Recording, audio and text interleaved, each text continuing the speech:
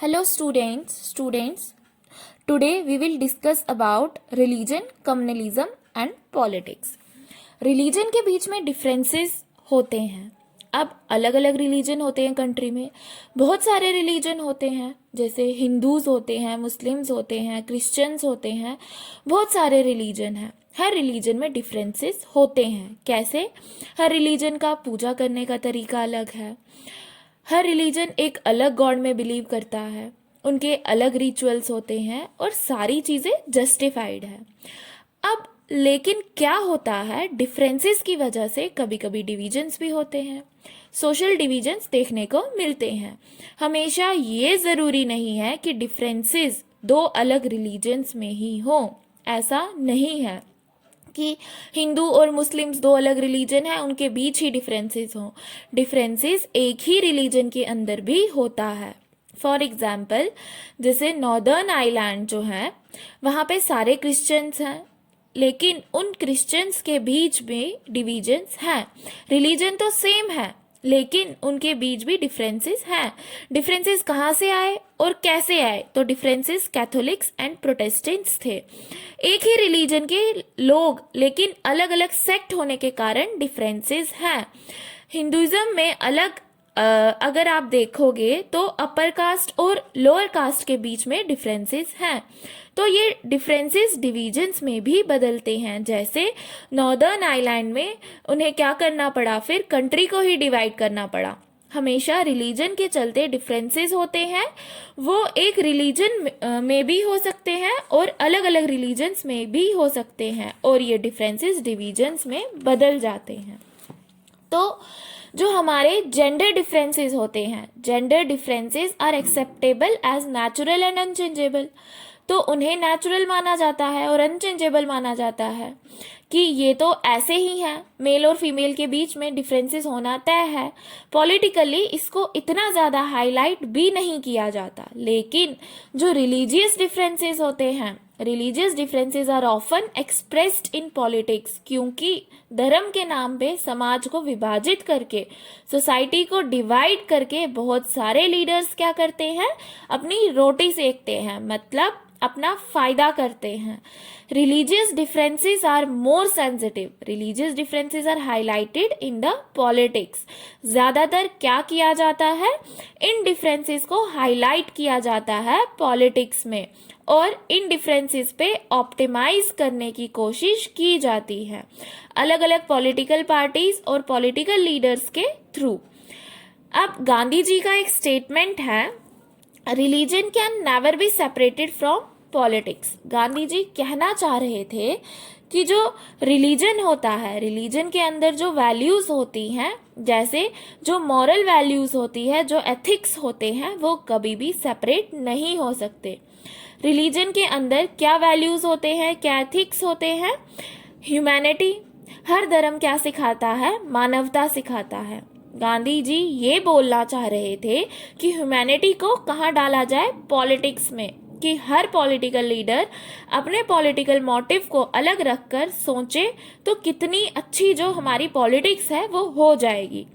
इसके चलते पॉलिटिक्स के चलते क्या होता है, अलग अलग लड़ाइयाँ देखने को मिलती हैं पॉलिटिक्स में.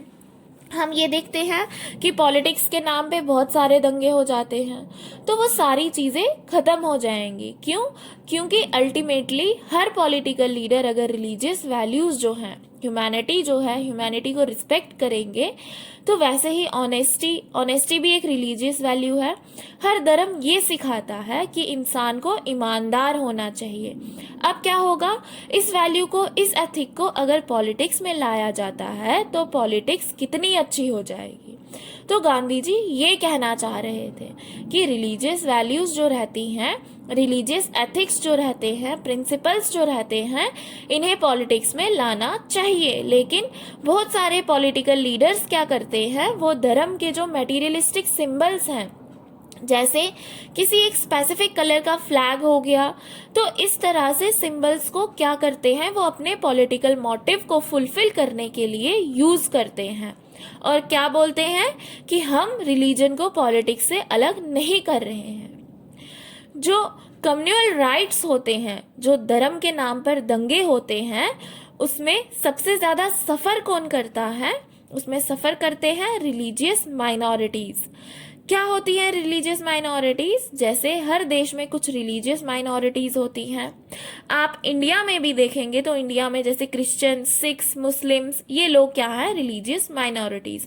ये उन रिलीजन के लोग हैं जिनकी जनसंख्या कम है एज कम्पेयर टू बाकी रिलीजन्स के।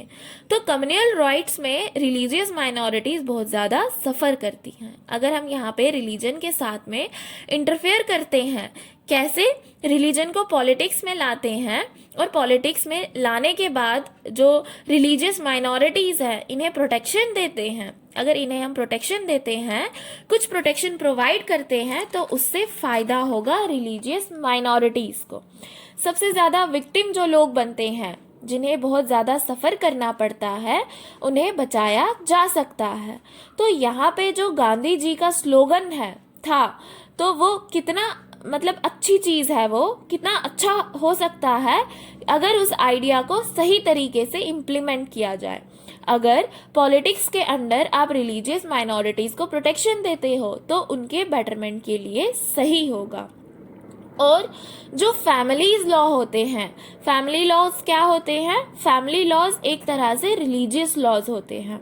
मतलब रिलीजन के प्रिंसिपल्स के अकॉर्डिंग जो कुछ लॉज फ्रेम किए जाते हैं। फॉर एग्जांपल जैसे इस्लाम में शरीयत लॉ होता है, हिंदू सक्सेशन एक्ट हिंदुज़म में।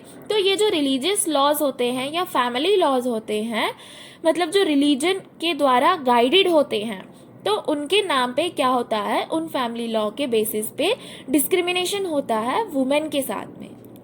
कैसे? जैसे 2005 के पहले क्या होता था कि हिंदू फैमिली के अकॉर्डिंग जो फीमेल्स होती थी उसको प्रॉपर्टी में हिस्सा नहीं दिया जाता था। मतलब ये एक प्री कन्विंस्ड मोशन था कि फैमिली में अगर कुछ प्रॉपर्टी है, प्रॉपर्टी फादर की डेथ के बाद में बेटों को जो है मिलेगी, बेटी को उसमें कोई हक नहीं रहेगा। वैसे ही मुस्लिम फैमिलीज में जो ट्रिपल तलाक था, वहाँ पे बहुत सफ़र करना पड़ता था फीमेल्स को।